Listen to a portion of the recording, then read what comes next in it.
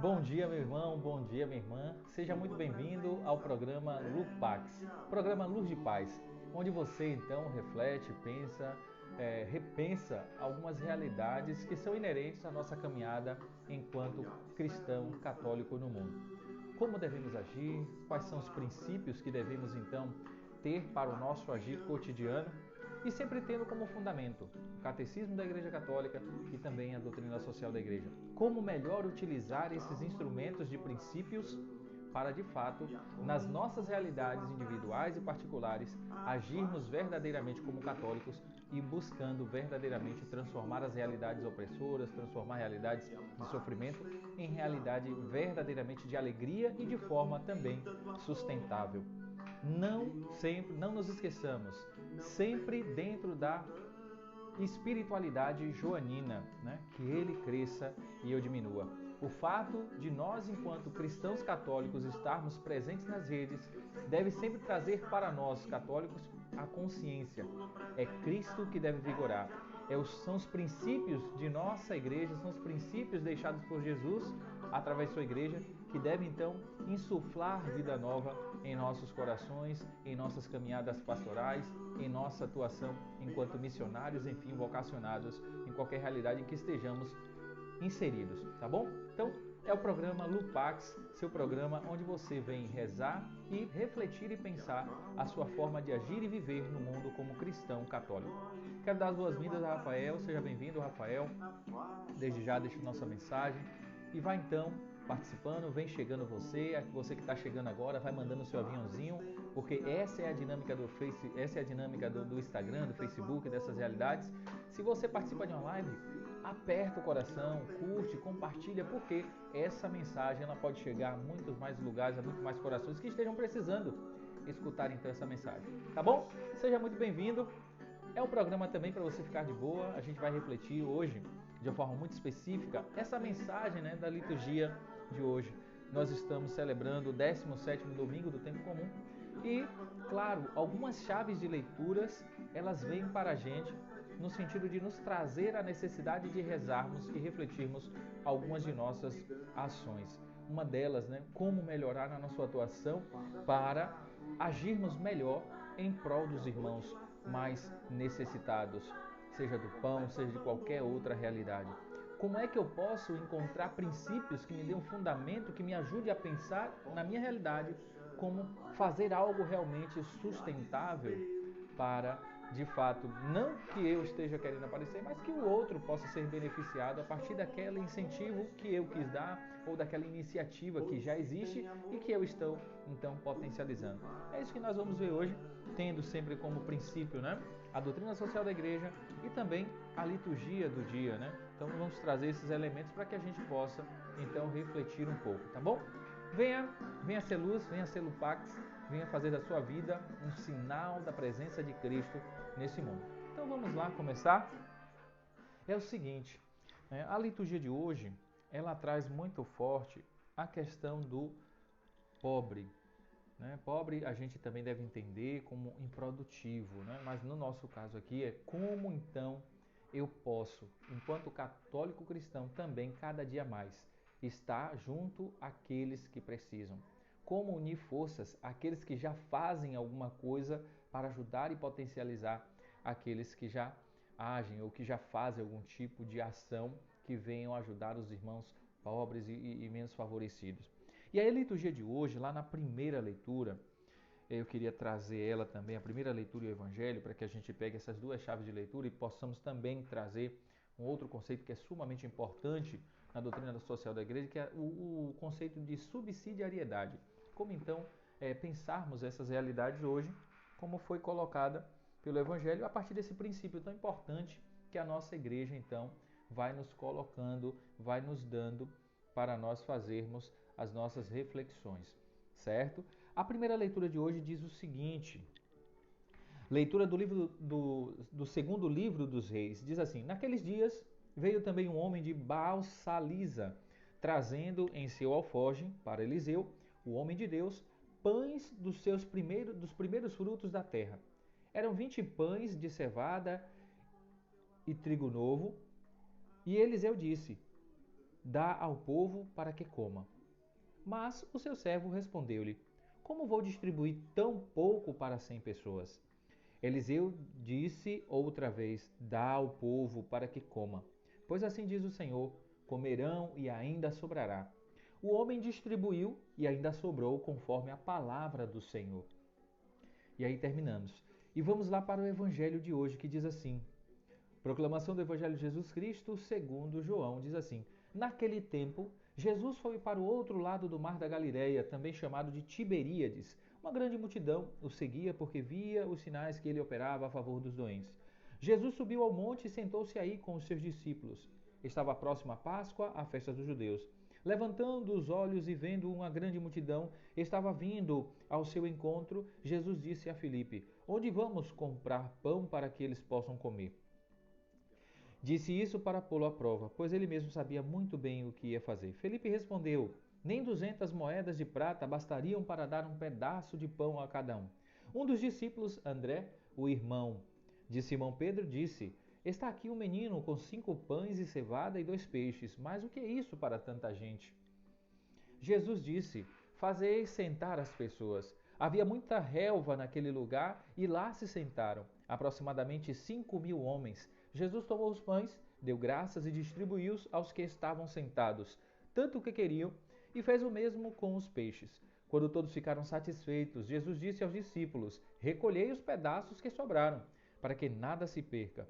Recolheram então os pedaços e encheram 12 cestos com as sobras dos 5 pães deixadas pelos que haviam comido.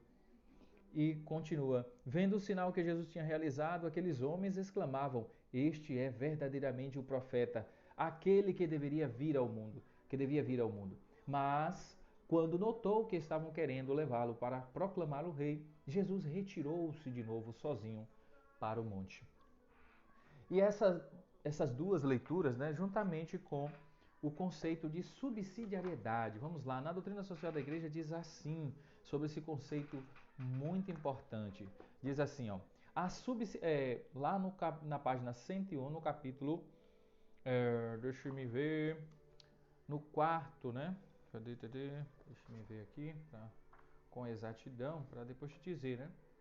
Está lá no capítulo 4, né, princípios da doutrina social da igreja, ou seja, os princípios que devem reger a mim e a você que tem uma preocupação mais politizada, como é, a partir de que fundamento eu penso, para que eu não esteja aí defendendo bandeira de A, de B ou de C. O cristão católico precisa saber os fundamentos do qual ele tira o seu compromisso social. E para nós católicos é esse lugar. A gente não pode negligenciar isso, nem ficar querendo inventar a roda, dizendo que é partido A, partido B, que tem a noção. Pelo amor de Deus, se você é católico, o seu fundamento é esse aqui, doutrina social da igreja. Se permita aprender, né, de fato, com aquilo que a nossa tradição, o magistério, teve preocupação de cada momento histórico dar para nós luzes que podem então iluminar a nossa caminhada de atuação religiosa e política também, por que não? E vai dizer lá, o princípio de subsidiariedade, lá no ponto 1, 2, 3, ponto 4 do capítulo 4, diz assim, o princípio de subsidiariedade, parece um palavrão, mas não é um palavrão não tenho medo não. Diz assim, ó, origem e significado. A subsidiariedade está entre as mais constantes e características diretrizes da doutrina social da Igreja, presente desde a primeira grande encíclica social. É impossível promover a dignidade da pessoa sem que se cuide da família, dos grupos, das associações, das realidades territoriais locais, em outras palavras, daquelas expressões agregativas de tipo econômico. Expressões agregativas de tipo econômico, social, cultural, desportivo, recreativo, profissional, político, às quais as pessoas dão vida espontaneamente e que lhes tornam possível um efetivo crescimento social. Aí diz lá no ponto 186, diz assim, a exigência de tutelar e de promover as expressões originárias da sociabilidade é realçada pela Igreja na encíclica 40º ano, em que o princípio de subsidiariedade é indicado como princípio importantíssimo da filosofia social. Princípio importantíssimo da filosofia social. Ou seja, se você se preocupa com, de fato, a vida social, a vida política, você precisa, enquanto cristão católico, absorver esse conceito, vivenciá-lo ao máximo e aplicá-lo dentro das realidades que você está inserido, fazendo as suas devidas leituras. Mas enquanto princípio, é isso que deve reger a tua ação social. Mas daqui a pouco a gente vai conversar um pouquinho sobre isso. Deixa eu continuar lendo aqui. Aí diz assim como é injusto subtrair aos indivíduos o que eles podem efetuar com a própria iniciativa e indústria, para confiar à coletividade, do mesmo modo, passar para uma sociedade maior e mais elevada o que sociedades menores e inferiores podiam conseguir, é uma injustiça, um grave dano e perturbação para a ordem social. Ou seja, aquilo que algumas iniciativas como família, agremiações, tudo aquilo que ele falou aqui, ó, tudo que a família, os grupos, associações, né, culturais, sociais, esportivos já fazem, né, é preciso incentivá-las. Mas daqui a pouco a gente continua. Aí diz assim: desse modo, os corpos sociais intermediários podem cumprir adequadamente as funções que lhes competem, sem que tenhas de cedê-las injustamente a outras agremiações sociais de nível superior, pelas quais acabariam por ser absolvidos e substituídos, e por verem ser-lhes negadas ao fim e ao cabo, dignidade própria e espaço vital. Eu sei que a leitura aqui não é fácil, mas vamos lá tentar trazer aqui essa reflexão. Vamos lá. As leituras de hoje nos falam que é preciso dar pão a quem precisa. É preciso sim se mobilizar para se fazer algo pela fome daqueles que estão necessitando. Ponto. E é interessante que o milagre Cristo realizou. De fato foi um milagre. Ah, diácono, como aconteceu? Eu não sei, irmão. Eu creio. Simplesmente creio. Agora, para nós ficou uma lição. E aqui quero chamar a atenção. Exemplo. Vou ser bem prático, rápido e objetivo. Como é que nós podemos continuar fazendo esse milagre agora no nosso jeito? Não necessariamente o milagre como Jesus realizou, mas como é que nós podemos continuar fazendo com que esse pão seja continuamente partilhado? Exemplo, se você participa de uma comunidade, de uma paróquia, né? Se você é membro de uma paróquia, você já pode, naquele momento, se comprometendo então com o seu dízimo, você está, de certa forma, contribuindo do seu lugar e do seu jeito para fazer com que aquela paróquia ela possa ter uma ação social mais consistente. E aí vamos lá, existem muitas realidades aí preconceituosas em relação ao dízimo. Dízimo, meu irmão, não é que na Igreja Católica ninguém te force a nada, ninguém vai te forçar a nada. Dízimo é a sua experiência de gratidão a Deus. E você vai dizer com aquilo que o seu coração permite, manda, você vai então compartilhar aquilo que você tem. Compartilhar, subsidiar uma outra ação. Então, se sua paróquia tem dizimistas suficientes, provavelmente, bom dia, Sol, seja muito bem-vinda, minha querida. Se você está na sua paróquia e você está naquele lugar e contribui com seu dízimo, pensa aí, cada pessoa da sua paróquia contribuindo com seu dízimo, possibilitando aquele sacerdote, enquanto um administrador das coisas de Cristo, poder então, além de suprir aquilo que a igreja, né, enquanto casa, enquanto templo precisa, né, ele vai poder ainda pegar aquele dinheiro e aplicar para, de alguma forma, ajudar as pessoas. Isso é, bom dia Massinha, seja muito bem-vinda, minha santa. Então, isso é uma dimensão.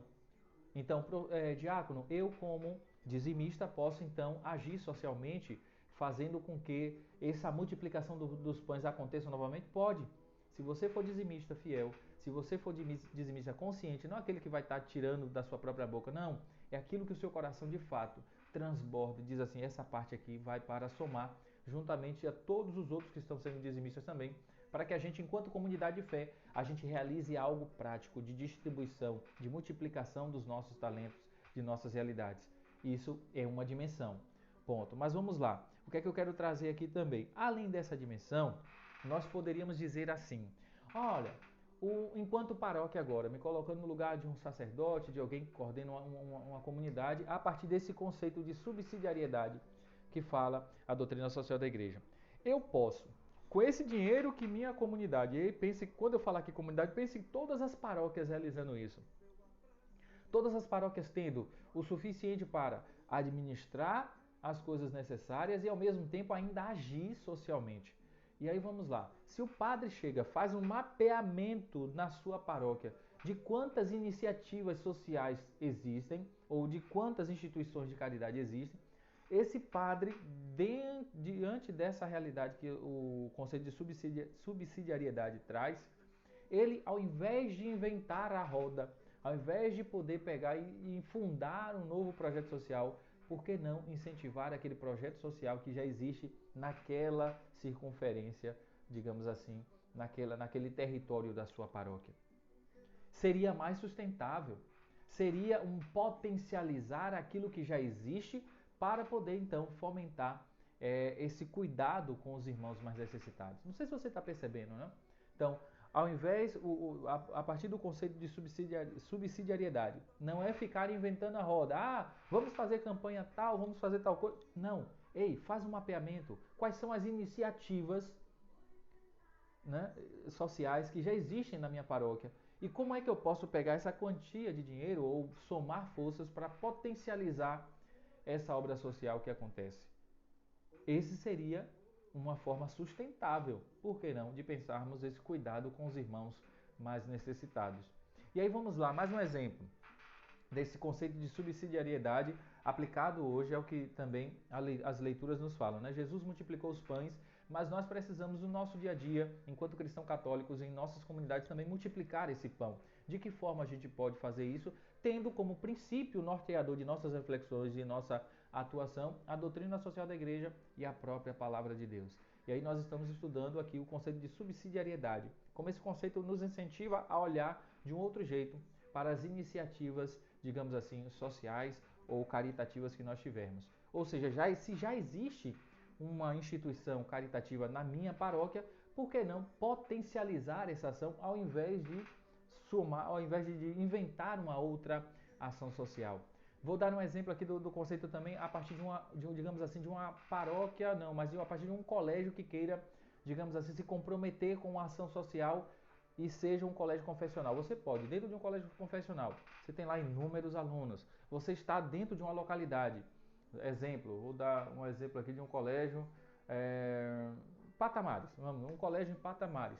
Ali você tem toda uma circunferência, você tem toda uma comunidade ao redor. Por que não mapear as instituições de caridades que existem ali naquela região ou até onde você queira alcançar? E depois de mapeado, você fazer um segundo momento de ir a esse lugar e conhecer as necessidades e, num terceiro momento, na sua escola, você então produzir projetos que arrecadem coisas que venham a somar já com essa ação, digamos assim, social realizada por essa instituição. Ou seja, você não inventa a roda, você realmente subsidia aquilo que já existe e você potencializa a força e a ação daquela iniciativa, digamos assim, de cuidado social que existe na sua redondeza, ali na redondeza da sua escola, ali na redondeza da sua paróquia. Percebem? Não sei se me fiz entender, mas é essa a realidade. Como é que eu posso, Luciano? Por isso que eu não posso deixar de estudar a doutrina social da igreja. Olha, diácono, como eu quero estudar a doutrina social da igreja, como é que eu faço para estudar melhor esses princípios? Primeiro, né, é esse catatal aqui, mas se você não quiser uma leitura mais densa, compre então a Duquette, a Duquette, né, Como Agir. Ou seja, são documentos que a igreja preparou para que você, que tem uma preocupação maior com os pobres, que tem uma atuação maior dentro desse cunho mais politizado, você possa então, fundamentado nesses princípios, e quando a gente fala princípio, minha gente, princípio aplica, é a base a partir da qual eu vou pensar. Não quer dizer que eu vou pensar igualzinho que está aqui, eu vou usar o princípio. Aí, hoje a gente está falando sobre o princípio de subsidiariedade, um princípio onde eu subsidio, digamos assim, uma iniciativa que já existe. Exemplo, eu não vou intervir na família, o governo, digamos, eu não vou intervir para criar o filho, mas eu vou subsidiar a família com programas que possam potencializar a sua ação enquanto família. Outro exemplo, né? Vamos pegar aqui as obras sociais de Manduce. Como aplicar esse conceito dentro dessa realidade? Se eu sou o governador, se eu sou um prefeito, né? Se eu sou o presidente, eu vou subsidiar aquela ação que já existe. Eu vou diminuir impostos, eu vou, né, potencializar algum tipo de ação naquilo que eu posso para que aquela instituição possa atender ainda mais pessoas. Entende? Então, se eu sou uma escola, eu posso relacionar meus projetos de escola, né, meus projetos com um cunho social para poder potencializar aquelas realidades que já existem de obra social naquela circunferência da minha escola. E se eu sou uma paróquia também, se eu quero aplicar isso, pronto. Aquele meu contexto, né, enquanto dinheiro que foi arrecadado através do dízimo e que eu quero empregar isso como uma obra social, eu também posso destinar e fazer parcerias que fortaleçam essas iniciativas sociais que já existem na região, digamos assim, da minha paróquia. E aí sim, de fato, quando nós percebemos o evangelho de hoje, nós percebemos isso. É o Cristo que disse, olha, eu preciso dar pão a quem precisa. Eu preciso, né, matar e saciar a fome dos irmãos. E aí, de fato, ele fez o milagre, né? É um milagre. Não tem como, mas como foi? É milagre, irmão. Ou você acredita ou não acredita. Você não precisa explicar milagre. Agora, precisamos pegar o que transborda desse milagre para nós aprendermos a aplicar na nossa realidade. Você não é Cristo para estar fazendo um milagre por aí, ponto. Né? Mas você pode, no seu lugar, fazer uma ação social. Que ação social eu posso fazer? Potencializar aquilo que já existe. Que a sua iniciativa venha potencializar aquilo que já existe. Não ficar querendo inventar a roda, mas poder então trazer mais realidades que venham potencializar, né, aquilo que já faz sentido, aquilo que já atende milhares de pessoas. Né? Então é essa realidade que eu preciso então cada dia mais agregar na minha caminhada de cristão católico, buscando cada dia mais nos fundamentarmos naquilo que o magistério levou tanto tempo para pensar, homens e mulheres, grandes intelectuais, mas também grandes santos e santas que fizeram acontecer de fato esse cuidado com os pobres, esse cuidado com aqueles que necessitam.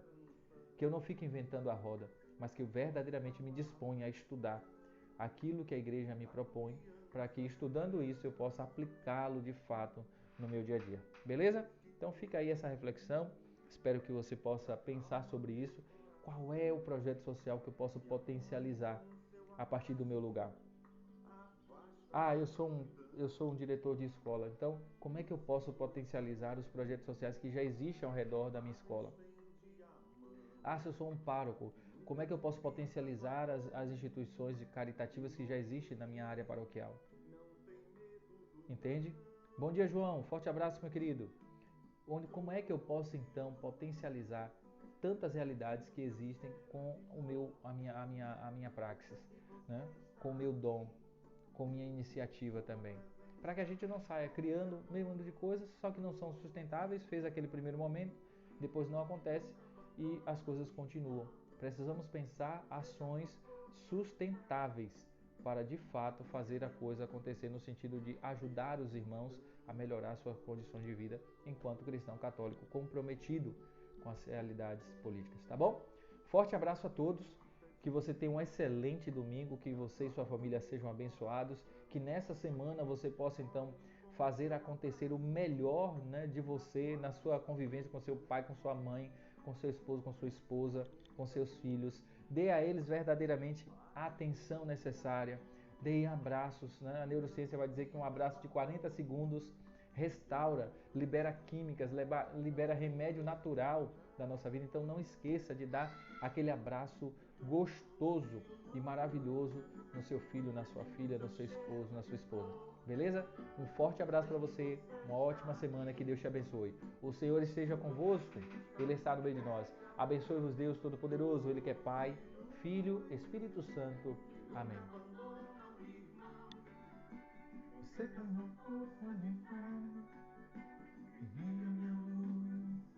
pela escuridão, se farda pesado, se a dor dilacera, completo abandono, se aperta a saudade, se a porta se fecha, se há desespero, se há solução, estou onde o amor estiver, pois se tem amor, tudo passa.